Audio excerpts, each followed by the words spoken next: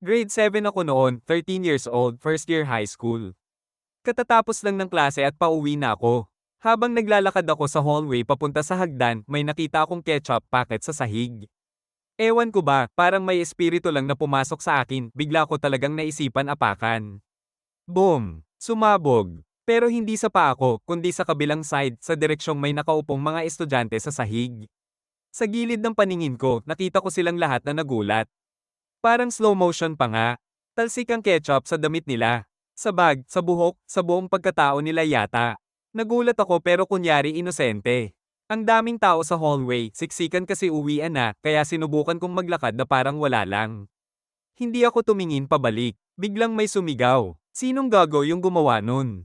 Tapos may isa pa, ay grabe, yung damit mo. Doon na bumilis ang tibok ng puso ko. Para akong magnanakaw na takot mahuli. Ini-expect ko na may biglang hahawak sa balikat ko at sisigan ng ayan siya. Siya yung nagkalat ng ketchup. Pero wala, nakalusot ako. Pagkalabas ko ng gate, diretso ako sa service. Literal na takbo. Hanggang ngayon, ilang beses ko pa rin naaalala bawat taon. Hindi ko rin maintindihan kung bakit ko ginawa yun. Basta parang ang saya lang nung moment pero kasabay ng saya yung guilt. Pero sobrang solid na memory. Umira lang intrusive thoughts ika nga.